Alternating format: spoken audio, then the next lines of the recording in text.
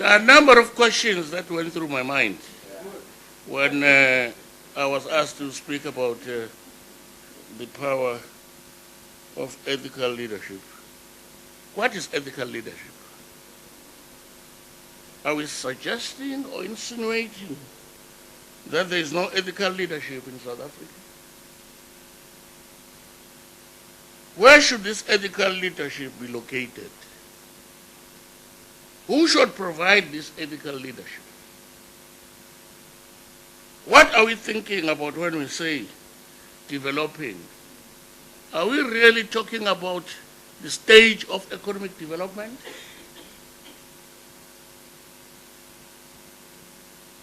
What does South Africa need to take us to the promised economic destination?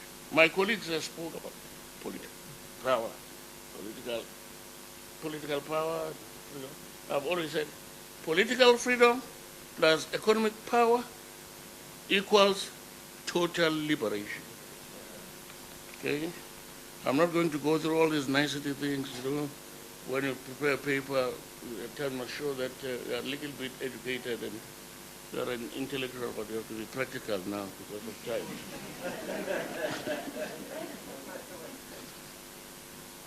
And I'm sure also you had a number of questions running in your mind as to, what is this beast? What's the nature of this beast?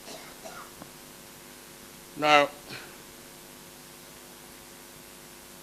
we had some discussions with some comrades and some intellectuals, some leaders, trying to understand what is this ethical leadership, because this is what Iron Sharpens Iron encourages. We interact, we debate, we think, and we came up with a number of things about what is this ethical leadership. We looked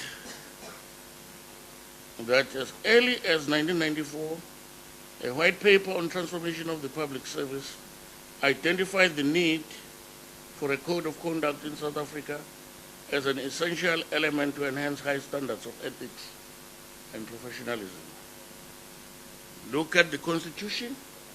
If you look at our Constitution, it embodies and embraces a number of values that, in fact, form the basis for ethics. There is also the ethics that relate to the individual, because as individuals, we have a choice. We have a choice. You also have the African culture, communalistic culture. You have Western culture that is very individualistic. Asian culture is much more closer to the African culture, where we look at the greater whole.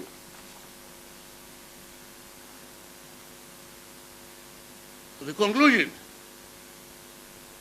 that we came to was that ethical leadership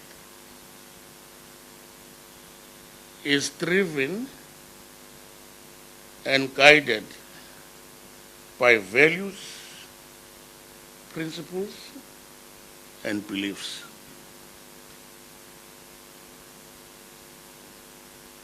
Now the question, of course, before I say that, King 3. If you look at King 3, what is ethical leadership in corporate South Africa? According to King 3, the report on ethical corporate leadership, responsible corporate citizenship implies an ethical relationship between the company and society in which it operates. while the notion of corporate citizenship is not new, King 3 gives it more credence and concrete expression than ever before, while continually highlighting the unbroken chain that makes ethical leadership, company strategy, and sustainability.